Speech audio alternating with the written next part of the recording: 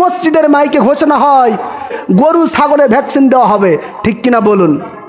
প্রিয় বাবাজিরা, অনেক সময় আমাদের অনেক কিছু বলার থাকলেও আমরা বলতে পারি না, তবে হাদিসের দিকে লক্ষ্য করে এগুলো আমাদের পরিহার করা উচিত। কোথায় কি হবে না হবে এটা কিন্তু মসজিদে বলার জায়গা নয়। মসজিদে একমাত্র আল্লাহ পাকের আজানের ধমনী হবে, ওয়াজ নসিহত রাসূলুল্লাহর কথা হবে, আল্লাহ রসুলের কথা হবে, কোরআন হাদিসের কথা হবে। এর বাইরে তেমন কথা বলার সুযোগ আছে নাই।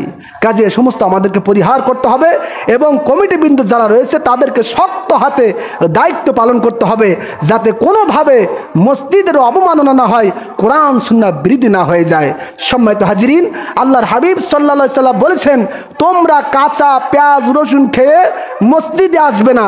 তার কারণ কাঁচা পেঁয়াজ রসুন খেলে যেমন দুর্গন্ধ ছড়ায়, পাশের মানুষ যেমন কষ্ট পায়, ঠিক অনুরূপভাবে ফেরেশতারাও কষ্ট পায়। জোরে নাউজুবিল্লাহ।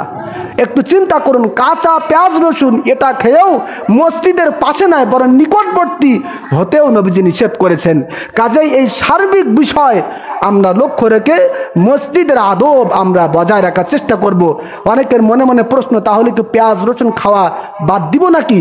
না, এটাও হাদিস এসেছে। আল্লাহর হাবিব সাল্লাল্লাহু আলাইহি ওয়াসাল্লাম বলেছেন, তোমাদের যদি পেঁয়াজ রসুন খেতে হয় রান্না করে খাবে, রান্না করে গরমে আপনার আগুনে, এরপর রান্না করে খেলে পরে গন্ধ থাকে না।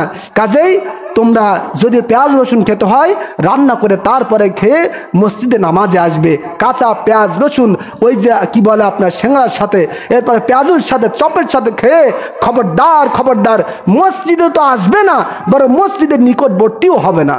সম্মানিত হাজরিন, মসজিদের আদব, মসজিদের শান মান ইজ্জত কদর মর্যাদা এত বেশি, আর আমরা কোথায় চলে গেছি? আল্লাহ পাক যেন আমাদের সকলকে যেন মসজিদের আদব সম্মান মর্যাদা বজায় রাখার তৌফিক দান করেন। বলেন আল্লাহুম্মা আমিন। যুবক ভাইদেরকেও যেন আল্লাহ পাক মসজিদের সম্মান বজায় রাখার তৌফিক দান করেন। বলেন আল্লাহুম্মা আমিন। আল্লাহ পাক আমাদের সকলকে কবুল করুন এবং মসজিদের সম্মান, মসজিদের ইজ্জত কদর বজায় রাখার তৌফিক দান করেন। আমিন। ওয়া আখিরু দাওয়ানা আনিল হামদুলিল্লাহি রাব্বিল আলামিন।